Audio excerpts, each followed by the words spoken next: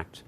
Joining me now to discuss this string of horrific murders is Edward Ahmed Mitchell, the Deputy Executive Director of the Council on American-Islamic Relations, also known as CAIR. Sir, thank you so much for joining us this morning. I want to note the circumstances around Mr. Hussein's death. He was killed the very same day that he attended the funeral of the two Muslim men who were killed right before him in the 2 weeks prior. The Islamic Center of New Mexico told CNN that he was worried for his safety. He was told to be careful. What do you believe it means for this small community of Muslims in Albuquerque? You heard our correspondent there saying it's just a few thousand, many of whom came here to live the American dream, and instead they've been killed. Look, what's happening is a tragedy, a disgusting, horrific tragedy. We have seen 4 different Muslim men ambushed and murdered over the past year, 3 in the past week. This is unprecedented. You know, the Muslim community is no stranger to hate crimes and acts of hate, but we have never seen something like this. What appears to be a serial shooter, serial killer, targeting people who are all Muslim, all of Southeast Asian descent, all living or working or worshiping in the same area. It is unprecedented, and it's obviously terrified people in that community and impacted Muslims all across the country. It's a tragedy. It is also a crime, an evil, horrific crime. And whoever is doing it, we got to catch them as soon as possible before they take someone else's life in Albuquerque. The authorities do acknowledge that there's a pattern, but without the suspect, they have not declared. They have not said that this is a serial murderer on the loose. They have not declared this to be a hate crime.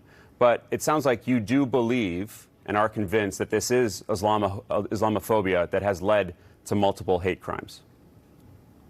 Look, we don't know who's doing this. We don't know for sure what the motive is. All we know is who the victims are and what they had in common. All 4 Muslim, all of Southeast Asian descent, all living, working, or worshiping in that area. So, you know, we could be surprised by what is going on here. All we know for sure is there is clearly a pattern of Muslims in Albuquerque being targeted, and that is why the Muslim community needs to take steps to protect themselves and why law enforcement is concerned about the safety of the Muslim community there. You know, when we catch this person, then we can find out why they did it.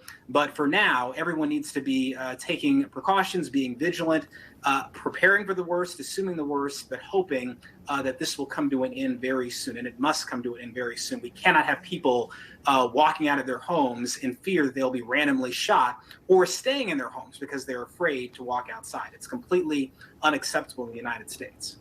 Edward, what do you think the ripple effects are going to be beyond Albuquerque among the Muslim communities across this country? Yeah. Well, look, I think the American Muslim community has to take our security seriously. We've obviously been doing that over the past 10, 20 years. We have to do that even more. At the same time, we cannot let ourselves be victimized, right? We want to be vigilant. We want to be safe, but we have the right to be in this country. This is our country. We have the right to practice Islam in this country, and we cannot let anyone scare us into not living our lives, not practicing our faith. So I think you're going to see vigilance. I think you're going to see increased caution, but I also think you're going to see resilience. We do not view ourselves as a weak, marginalized community that's desperate for public acceptance or government protection. We are a strong, independent, faith-based community. We fear God, and we have confidence in ourselves. And so I think we're just going to be safe and cautious, but also carry on with our lives all across this country. All right. CAIR's Edward Ahmed Mitchell, thank you so much for your time this morning. We will, of course, be following this investigation closely. Thank you. Thank you.